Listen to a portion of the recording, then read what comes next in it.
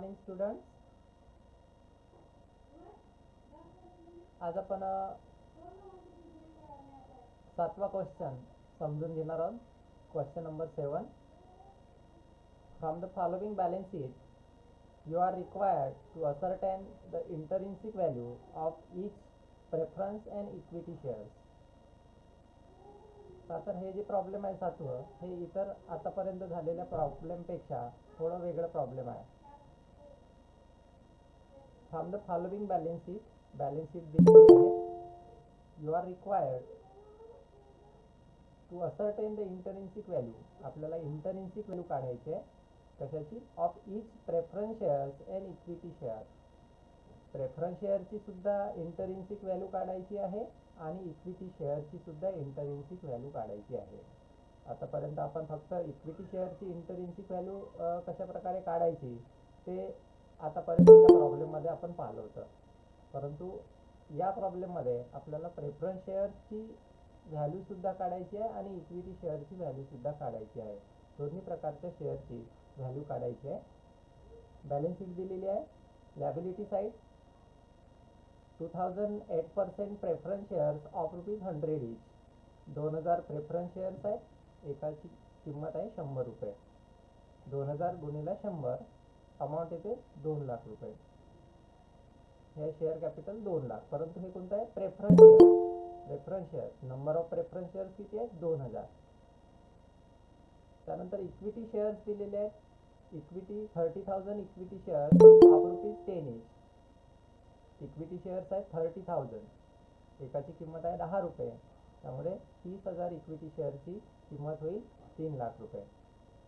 तर दोन्ही प्रकारचे शेअर प्रॉब्लेममध्ये दिलेले आहेत. प्रेफरन्स शेअर पण दिलेले आहेत आणि इक्विटी शेअर्स पण दिलेले आहेत. आणि दोन्ही प्रकारच्या शेअरची व्हॅल्यू काढायची आहे. परंतु यामध्ये एका प्रेफरन्स शेअरची किंमत ₹100 आहे. परंतु एका इक्विटी शेअरची किंमत ₹10 आहे. म्हणजे किमतीमध्ये फरक आहे दोन्ही प्रकारच्या. एका प्रेफरन्स शेअरची किंमत ₹100 आहे तर एका इक्विटी शेअरची किंमत आहे ₹10. त्यानंतर आहे करंट लॅबिलिटी ₹1,00,000. ही आहे एक्सटर्नल लॅबिलिटी. त्यानंतर sundry asset 6,00,000. The market value of half of the assets. ही जी ॲडजस्टमेंट दिलेली आहे ही सन्ड्री असेटवर दिलेली आहे. सन्ड्री असेट टोटल किती आहे? ₹6,00,000. The market value of half of the asset. म्हणजे सन्ड्री असेट 6,00,000 आहे, त्याच्या हाफ किती होईल? 3,00,000. 6,00,000च्या अर्ध किती होईल? 3,00,000. The market value of half of the asset is considered 10% more than book value. म्हणजे जे सन्ड्री असेट आहे त्याची जी अर्धी व्हॅल्यू आहे म्हणजे 3,00,000 ही बुक व्हॅल्यूपेक्षा 10% जास्त आहे. म्हणजे 3,00,000 प्लस 3,00,000वर जे काही 10% आहे ती अमाऊंट त्यामध्ये प्लस केली जाईल. And that the remaining half. 6,00,000चे 2 भाग करायचे आहेत. पहिला अर्धा भाग 3,00,000चा आणि दुसरा अर्धा भाग सुद्धा 3,00,000चा.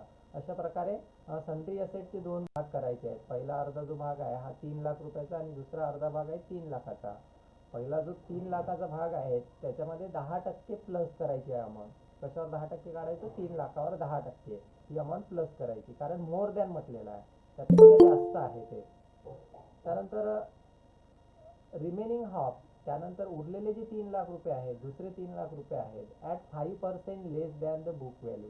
त्याच्यामधून 5% मायनस करायचे. 3,00,000 मायनस 5%. जी काही अमाऊंट येईल ती आपल्याला मार्केट व्हॅल्यू म्हणून घ्यायची आहे. There was a liability of ₹5,000 which remain unrecorded. Unrecorded liability आहे ₹5,000ची. ही लॅबिलिटी घ्यायची आहे एक्सटर्नल लॅबिलिटीमध्ये. अनरेकॉर्डेड म्हणजे ज्याचा काही रेकॉर्ड ठेवला गेला नव्हता, ज्याची काही नोंद वगैरे झाली नव्हती, अशा प्रकारची ही देयता आहे ₹5,000ची. ती सुद्धा आपल्याला एक्सटर्नल लॅबिलिटीमध्ये घ्यावी लागेल. अजून that preference shares have no priority as to payment of capital or dividend there on. आपल्याला अज्युम करायचं आहे, गृहीत धरायचं आहे. काय गृहीत धरायचं आहे? दॅट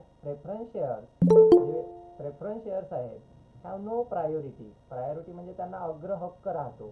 परंतु या प्रॉब्लेममध्ये त्यांना असा कोणताही अग्रहक्क नाही आहे. No priority. नो प्रायोरिटी म्हणजे कोणत्याही प्रकारचा अग्रहक्क किंवा कोणत्याही प्रकारचा पूर्वाधिकार नाही आहे त्यांना. कशा प्रकारचा? As to payment of capital and dividend. त्यांचं भांडवल आणि लाभांश परत मिळविण्याकरिता त्यांना जो अग्रहक्क मिळतो तो अग्रहक्क त्यांना दिलेला नाही आहे. तर अशा प्रकारचे प्रॉब्लेम आहे आणि आपल्याला प्रेफरन्स शेअरची पण व्हॅल्यू काढायची आहे आणि इक्विटी शेअरची पण व्हॅल्यू काढायची आहे. कोणत्या पद्धतीनुसार? इंटरिन्सिक व्हॅल्यू मेथडनुसार. इंटरिन्सिक व्हॅल्यू मेथड म्हणजे नेट असेट मेथड. तर पहा, सर्वप्रथम आपल्याला नेट असेट कॅल्क्युलेट करावं लागेल. Valuation of share by net assets method. Net assets available for equity share holders and preference share holder करिता नेट असेट अवेलेबल आहे त्याचं कॅल्क्युलेशन आपल्याला या ठिकाणी करायचं आहे. तर पहा, सर्वप्रथम असेट्स घ्यायचे असतात. असेट साईडला एकच असेट दिलेला आहे, सन्ड्री असेट्स, परंतु त्याच्यावर ॲडजस्टमेंट दिलेली आहे.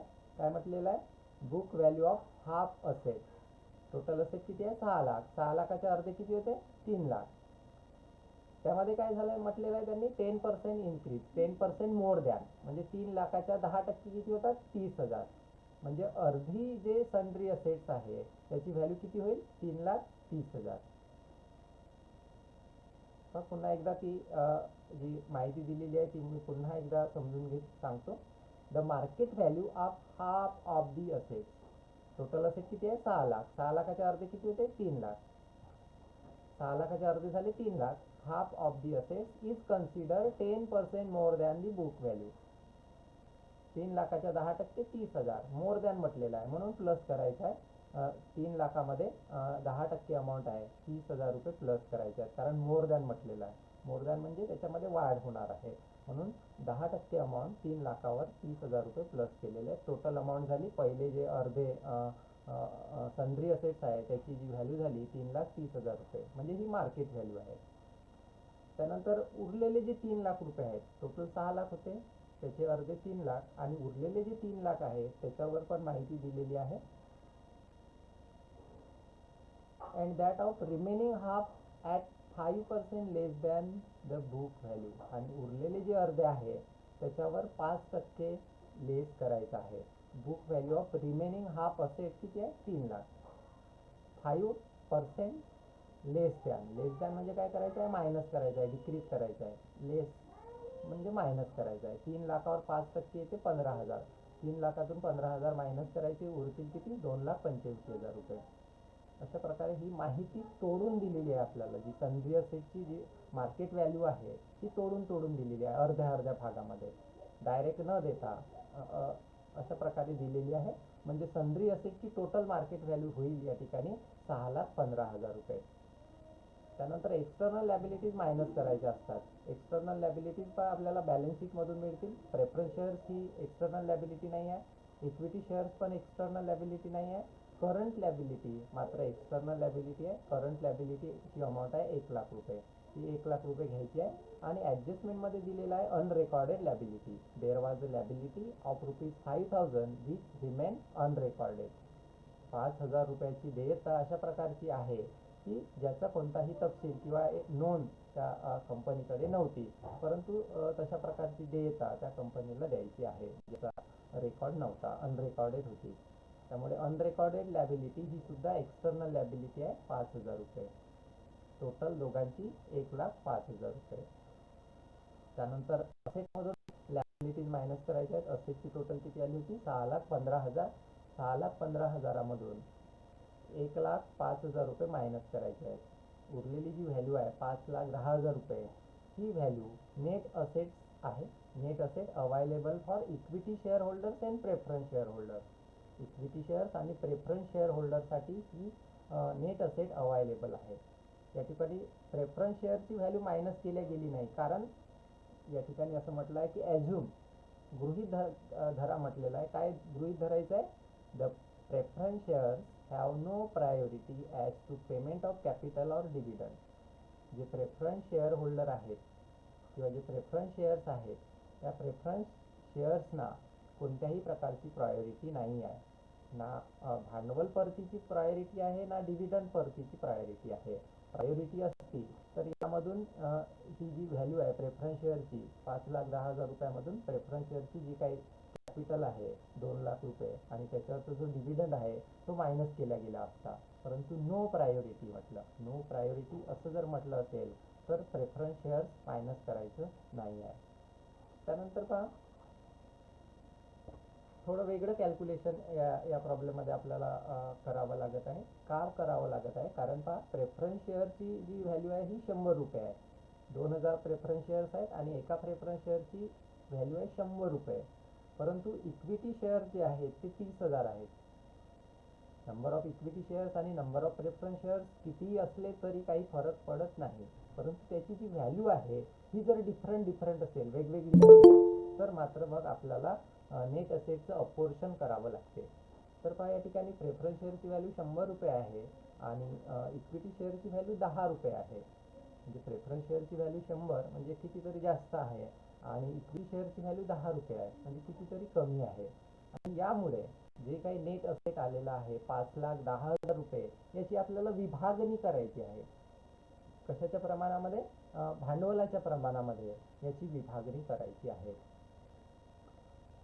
कुणामध्ये विभागणी करायची आहे? प्रेफरन्स शेअर्स आणि इक्विटी शेअर्स या दोन प्रकारच्या शेअर्समध्ये याची विभागणी करायची आहे. अपोर्शन ऑफ नेट असेट इथपासूनचं जे कॅल्क्युलेशन आहे एवढं कॅल्क्युलेशन हे वेगळं आहे. The preference shareholders have no priority as to repayment of capital and dividend. प्रॉब्लेममध्येच दिलेला आहे. शेवटचं जे पॅरेग्राफ आहे त्यामध्ये ही assumption दिलेला आहे. Assume the preference shares have no priority as to payment of capital or dividend thereon. त्याच्या ठिकाणी लिहिलेलं आहे the preference shareholders have no priority as to the repayment of capital and dividend. Therefore, the net assets is to be apportioned in the ratio of their paid up share capital. आणि त्यामुळे जे net asset आहे, net asset किती आलं? 5,10,000 रुपये. हे काय करावं लागत आहे? अपोर्शन करावं लागत आहे. अपोर्शन म्हणजे काय? विभागणी करावी लागत आहे. म्हणजे इक्विटी शेअरसाठी किती नेट असेट उपलब्ध आहे आणि प्रेफरन्स शेअर होल्डरसाठी किती नेट असेट उपलब्ध आहे हे त्यांच्या भांडवलाच्या प्रमाणामध्ये, त्यांच्या पेडअप शेअर कॅपिटलच्या प्रमाणामध्ये काय करायचं आहे? डिवाइड करायचं आहे, विभागायचं आहे, त्याची विभागणी करायची आहे. तर पहा अशा प्रकारे आपल्याला तक्ता तयार करावा लागतो. यामध्ये पेडअप कॅपिटल टोटल किती आहे? 5 लाख. कसं 5 लाख आलं? प्रेफरन्स शेअरचं 2 लाख आणि इक्विटी शेअरचं 3 लाख. 2 + 3 किती आलं? 5 लाख. आणि इक्विटी शेअरचं 3 लाख आहे आणि प्रेफरन्स शेअरचं 2 लाख आहे. प्रॉब्लेममध्येच दिलेलं आहे. हे 3 + 2 किती झाले? 5 लाख. 3 लाख + 2 लाख हे 5 लाख या ठिकाणी झाले. हे इक्विटी शेअर्स आहेत 3 लाख, हे प्रेफरन्स शेअर्स आहेत 2 लाख. त्यानंतर रेशो ऑफ कॅपिटल कसा येईल हे पहा. 5 शून्य आहेत, 2 नंतर किती शून्य आहेत? 5 शून्य. 5ही शून्य कट करायचे आहे. 3 नंतर किती शून्य आहेत? 5 शून्य आहेत. 5ही शून्य शून्य काय करायचे आहेत? कट करायचे आहे. हा रेशो किती येईल? 3:2 येईल. रेशो सर्वप्रथम काढायचा आहे इक्विटी शेअरचा आणि प्रेफरन्स शेअरचा. याचं इक्विटी शेअरची व्हॅल्यू आहे 3 लाख आणि प्रेफरन्स शेअरची व्हॅल्यू आहे 2 लाख. शून्य शून्य आपण कट केले तर याचा जो रेशो आहे, रेशो म्हणजे काय? याला जे शॉर्ट स्वरूप दिला गेलेला आहे 3:2.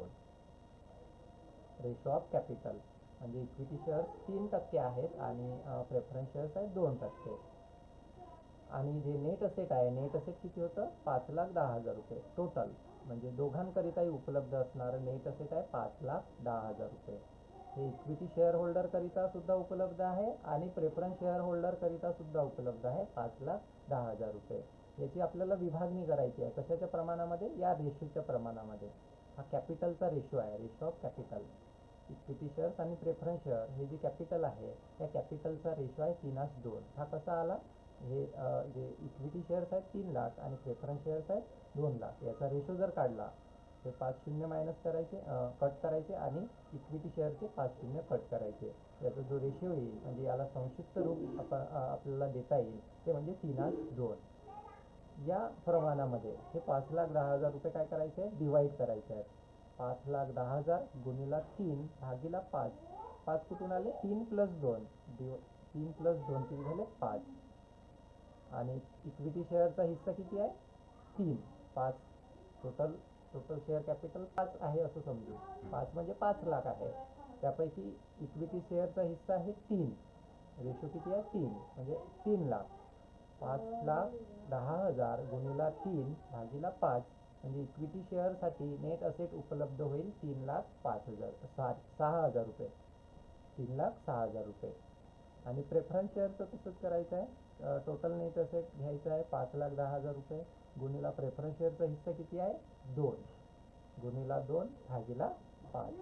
अशा प्रकारे जर कॅल्क्युलेशन केलं तर प्रेफरन्स शेअरकरिता नेट असेट उपलब्ध राहील 2,04,000 रुपये. तर एवढंच कॅल्क्युलेशन आपल्याला थोडं वेगळं करायचं आहे. बाकीचं जे कॅल्क्युलेशन आहे हे मागच्या प्रॉब्लेममध्ये पण काही प्रमाणामध्ये झालेलंच आहे. फक्त हे जे नंबर बीचं जे कॅल्क्युलेशन आहे, अ पोर्शन ऑफ नेट असेट, म्हणजे जे नेट असेट आलेलं आहे त्याला डिवाइड करायचं आहे कशाच्या प्रमाणामध्ये? कॅपिटलच्या प्रमाणामध्ये. 3:2 या रेशोमध्ये डिवाइड करायचं आहे. आणि इक्विटी शेअरसाठी नेट असेट उपलब्ध राहील 3,06,000 रुपये आणि प्रेफरन्स शेअरकरिता नेट असेट उपलब्ध राहील 2,04,000 रुपये. आणि टोटल नेट असेट आहे 5,10,000 रुपये. आता प्रत्येक प्रकारच्या शेअरची इंटरिन्सिक व्हॅल्यू आपल्याला काढता येईल. फॉर्म्युल्याचा वापर करायचा आहे. Intrinsic value of each preference share is equal to net assets available for preference share holders upon number of preference shares. Preference shares आहे तेव्हा याकरिता नेट असेट किती उपलब्ध झालं?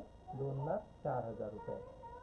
तर net asset available for preference share holder आहे 2,04,000 रुपये आणि number of preference share balance शीटमध्ये दिलेले आहेत. या ठिकाणी 2,08% हा व्याजाचा दर आहे, डिव्हिडंडचा दर आहे 8% प्रेफरन्स शेअर, परंतु नंबर ऑफ प्रेफरन्स शेअर्स आहे 2,000. त्यामुळे 2,04,000 डिवायडेड बाय 2,000 अमाऊंट येईल 102. म्हणजे एका प्रेफरन्स शेअरची व्हॅल्यू किती राहील? 102 रुपये. तर अशा प्रकारे प्रेफरन्स शेअरचं जी व्हॅल्यू आहे ती आपल्याला काढायची आहे. त्यानंतर उरले कोणते शेअर? Equity share. इक्विटी शेअरची पण व्हॅल्यू काढायची आहे. फॉर्म्युला सर्वप्रथम लक्षात घ्यायचा आहे, पाठ करून टाकायचा आहे, कारण या फॉर्म्युल्याविना आपण काही करू शकणार नाही. सोपा असा फॉर्म्युला आहे. Intrinsic value of each equity share is equal to net assets available for equity share holders upon number of equity shares. Net assets available आहे इक्विटी शेअर होल्डरकरिता 3,06,000 रुपये, कारण टोटल होतं 5,10,000 रुपये. त्याचं डिवायडेशन केलं. इक्विटी शेअरसाठी किती आलं? 3,06,000 आणि प्रेफरन्स शेअरसाठी आलं 2,04,000 रुपये. तर ही व्हॅल्यू घ्यायची आहे फॉर्म्युल्यामध्ये 3,06,000 रुपये upon number of equity share 30,000. प्रॉब्लेममध्येच दिलेलं आहे. बॅलन्स शीटच्या लॅबिलिटी साईडला दुसरं पद दिलेलं आहे 30,000 equity shares of ₹10 each. 30,000 equity shares आहेत, एकाची व्हॅल्यू आहे 10 रुपये. तर हे जे 30,000 आहेत 30,000 आपल्याला या ठिकाणी घ्यायचे आहेत. Number of equity shares 30,000. 3,06,000 divided by 30,000 किती येते? 10.20. म्हणजे एका इक्विटी शेअरची व्हॅल्यू किती राहील? 10 रुपये 20 पैसे. तर अशा प्रकारे आपल्याला हे जे कॅल्क्युलेशन आहे 7व्या प्रॉब्लेमचं हे कॅल्क्युलेशन आपल्याला करायचं आहे. नंबर बीचं कॅल्क्युलेशन, इथून जे कॅल्क्युलेशन आहे ते वेगळं आहे आतापर्यंत झालेल्या प्रॉब्लेममध्ये. तर कुणाला काही क्वेश्चन असेल याच्यावर प्रॉब्लेम नंबर 7वर तर निश्चित विचारू शकता, विचारा.